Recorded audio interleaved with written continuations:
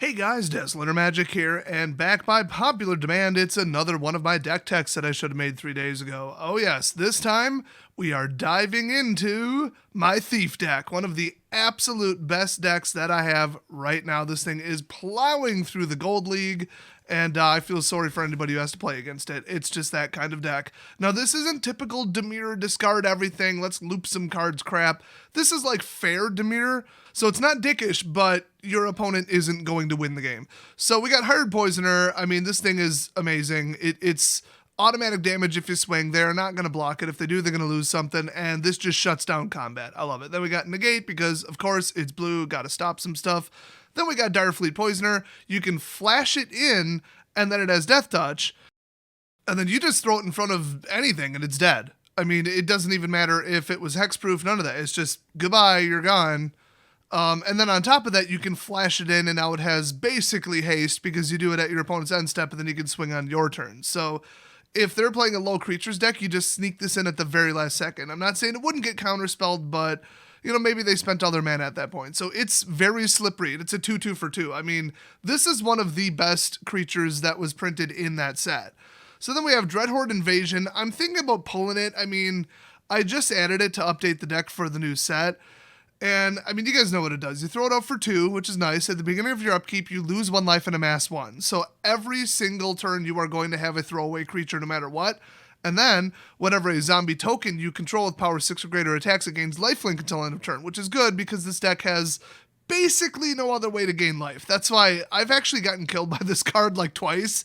So, I don't know, but it's infinite blockers. I mean, I pulled Reassembling Skeleton to put this in. So, I mean, that's a cheaper card. It doesn't take a rare wild card.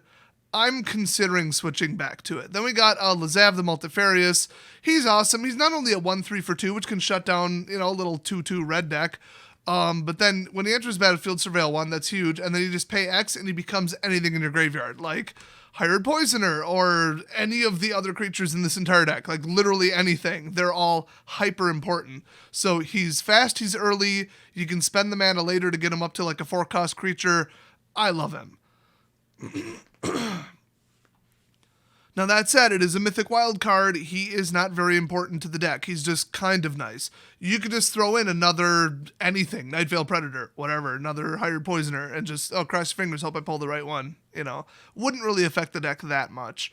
And also there's only one because he's legendary. I don't want to mess with that. He's not that important. Then we got 2 Thought Erasures just because, I mean, I was going to go full-blown discard, and I think I started with like 6 of them in here with like Duress, and I just pulled them. I just figured you don't need them. I mean, late game they do nothing, and there's no guarantee they'll show up early game, and I don't have any like graveyard recursion, so I just abandoned the whole thing and just left 2 of these in.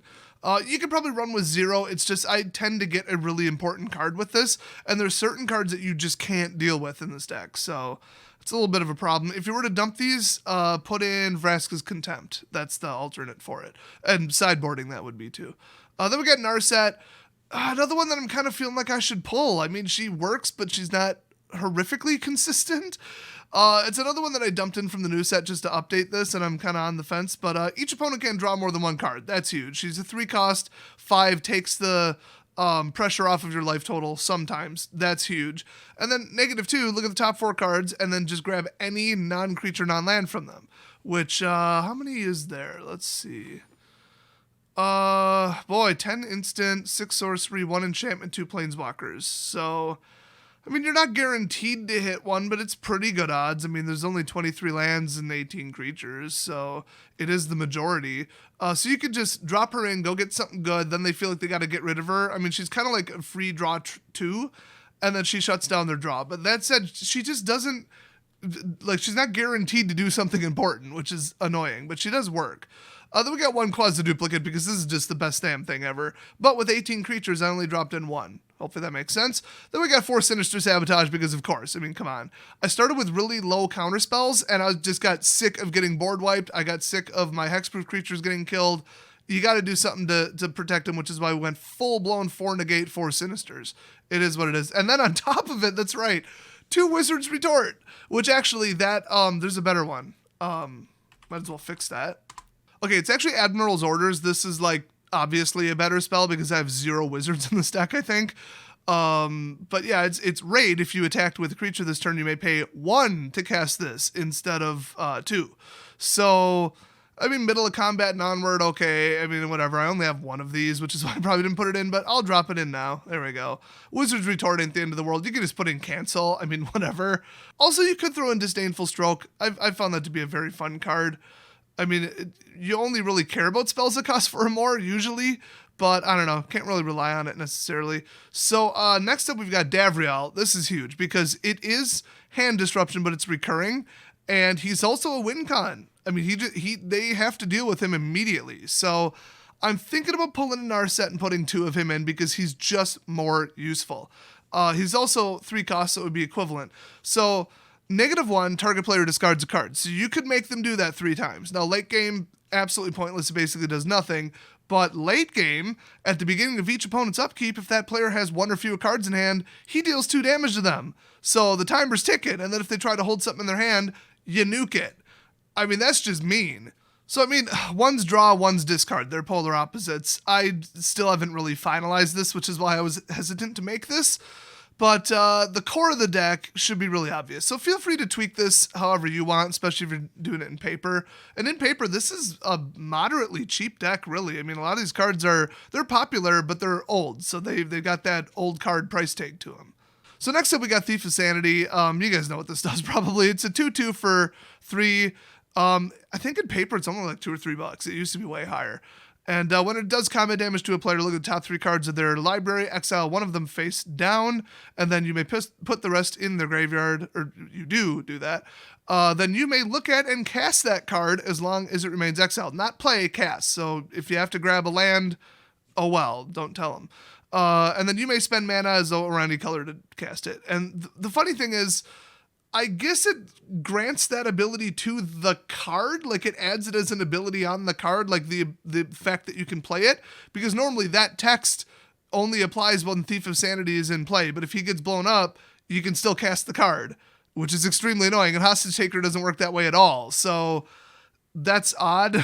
Speaking of that, Hostagetaker! So this is just, I mean, I've milled people out with this by cloning it with Quasiduplicate, and I thought that was pretty funny, but, you know, that's not necessarily a win con, but as soon as you have like 4 extra cards that are all theirs in your hand that you handpicked, you're probably going to win. I'm just saying. That's why there's 4. And then Hostagetaker, it's 2 damage. I mean, everything in this deck is like chipping away 2 damage at a time, but this gets rid of 1 of their cards, and this is huge. I mean, if you grab one of their, what is that, the giant flying snake thing, Hydroid Crisis or whatever, you can cast that for its X ability and you get the effect. I mean, if they have an ETB, now you get that. You know, Chupacabra, now you get that. A Death Toucher, now you get that. I've stolen a Proliferate Land Drop creature. That was fun. In fact, I think that's in the gameplay in this video. So this is absolutely huge. It's just don't get it killed, hopefully, before you can cast a spell. Make it a top priority because then they get it back, and that goes double if it's an ETB creature. That would be really bad. Now, if you do steal a Hydroid Crisis and then they kill this, it drops in as a 0 and dies. So whatever. So just be smart about it, and hopefully you can cast this when you have like 2 mana to cover it with the Negate or something, or enough mana to cast the creature you just stole. Be careful about the mandatory targeting. You can't just drop this in because, oh, I need more combat power. You will have to target your own creature. And that's not good unless your creature had a cool ETB, which in this deck it didn't. And also don't target a creature that you just stole from them with Thief of Sanity because then it goes back to their hand. So a lot of hazards with this card. I think this is probably the most expensive card in the deck. Maybe the lands. This is the Is It Dragon Slayer? I mean, it's Death Touch. I've taken out a Carnage Tyrant with this. This is the most disruptive card in the damn deck. Because it costs 4, I trimmed it down to 2. I kind of focused on stealing their stuff instead, which is why this deck is called Thief. But this is huge. And plus, I've cloned this a ton of times. I do have a Dimir cloner that's way more clone heavy than 1. But yeah, that's a good spell. I mean, they have a lot of like, board wipes, you know, -2 sweepers don't do it. Forcing me to sack a card. I've seen that. I think like Bolus has one, but you can nuke a land instead. It's pretty narrow. There's probably only like realistically 5 to 10 ways to get rid of this, and I can only think of 3 that people actually play. So yeah, this will just sit there and hit them for 3 until they block it if they can. I mean, it's flying. And the final card in this deck, Enticing Melody, because of course. At one point, this did skyrocket 500% in price, but it's back down to, I believe, 50 cents. So, yeah, great card. Fantastic. And with all the token stuff and cloning and, you know, planeswalkers that create tokens, you can steal a token for X equals 0. So keep that in mind. Also, this is one of the few cards where you can steal an awoken land or an enchanted land or whatever you want to call it. So if they turn their land into a creature, you can steal it because it doesn't say non-land. Almost every effect like this says non-land. This one just says target creature. Ta-da! So the mana base is kind of interesting. I mean, we got 6 islands, 6 swamps because it's about 50-50, give or take. I mean, it's a little, you know, black heavy on the bottom, but then there's double blue, double blue, double blue, double blue, double blue. This is a rough deck to play. But, oh, double blue, double black, and double blue. Can't beat that. So that's why I kept it even. I did go 1 higher on Memorial, though. I don't know why. I probably shouldn't. You know, let's correct that. There we go. Oh, wait. Whoops. Help if I corrected it correctly. There are 23 lands, too, because, like, you got to go. Like, you gotta get up there. You got to get to 3 or you're going to lose. So 23 is the I have to get to 3, I'm going to lose amount. So then we got Memorial to Folly. It does come in tapped, which I don't love because you need that mana immediately on up to turn 4 in some cases, or turn 10 if you got Entrancing Melody. But, you know, it's 1, whatever. And then you can just sack it and bring something back to your hand and then cast it again. I mean, Hostagetaker, even I've done Hired Poisoner because it's dirt cheap, and then, 1 mana, drop it in, boom. Now you got another one. So, yeah, I was going to go full-blown Graveyard Recursion, but then I was going to go full-blown Cloning, and surprise, it was a 100-card deck. So, had to trim it.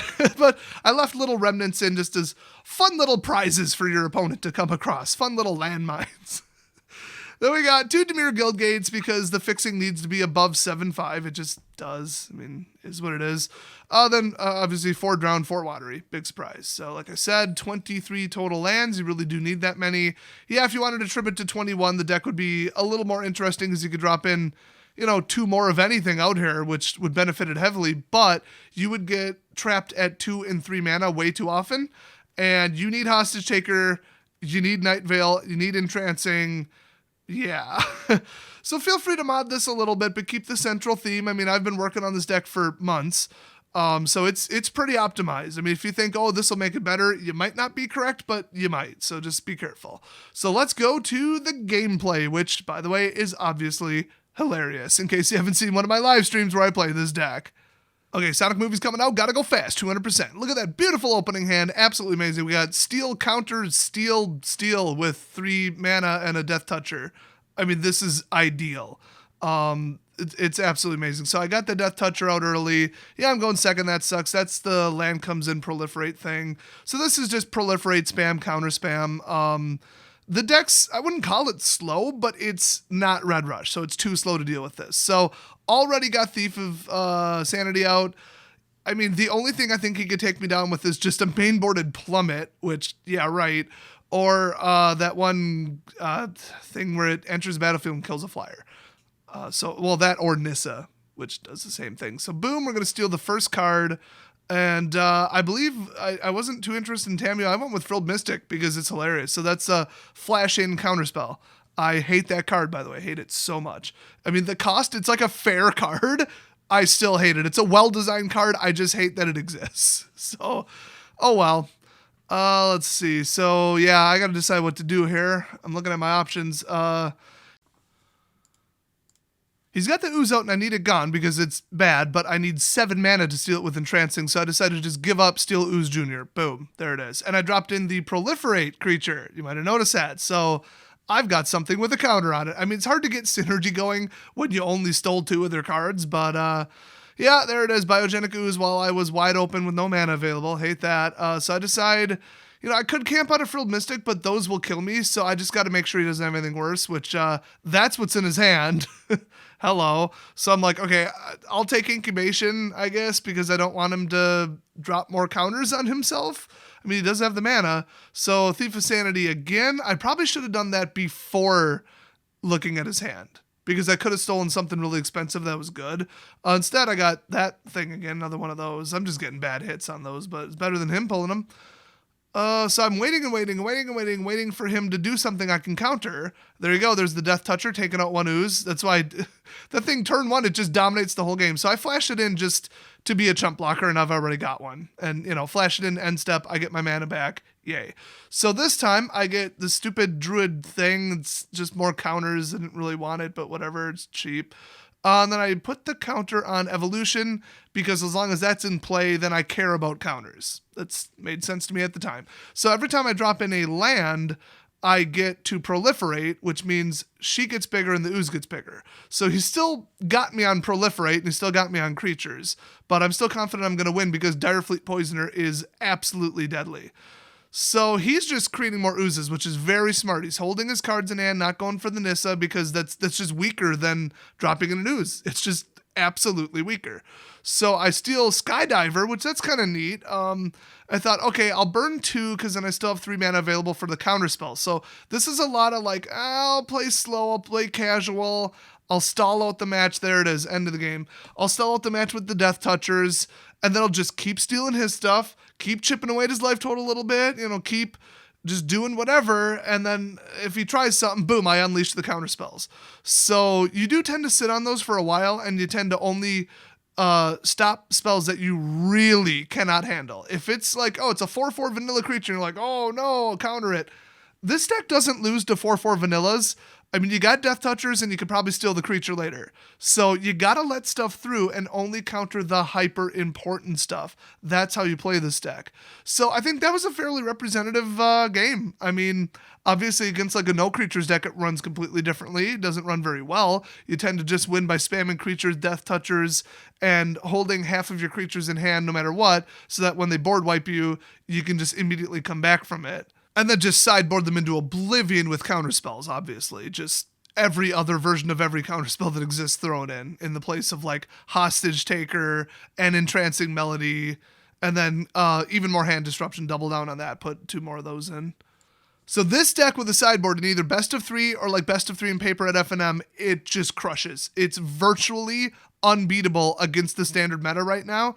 And you might be asking, well, how does this do against Red Rush? Well, if you reserve 4 cards in your sideboard to be Gleaming Barrier, that is the cure for Red Rush. Also, I mean, you could put in, if Red Rush is prevalent where you play, 1 more of the 1/1 Death Touchers for 1, and then maybe a couple more of the Flashers. I'm not sure how many are in this deck list. I don't have it in front of me right now. But you do that and they just can't swing. I mean, they'll have to get the perfect ratio of like creatures and spells to remove your creatures that are blocking. And then on top of that, better hope that you don't steal their creatures with Enticing Melody. And then on top of that, second and third game, they're going to run into Gleaming Barrier and just ramp you. So this even beats mill. I mean, it's really hard to get rid of like mill enchantments when they're in play, but you can counter them. I mean, turn 2 negate. There you go. And you can commonly sideboard your way out of that too with more hand disruption and more counter spells, which is what you would have against a non-creature deck anyway.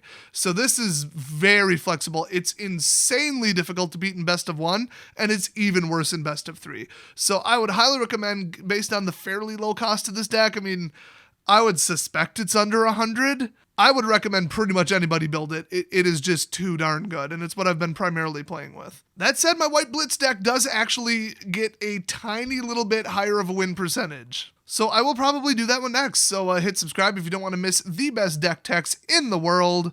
Thanks for watching, and I'll see you guys next video.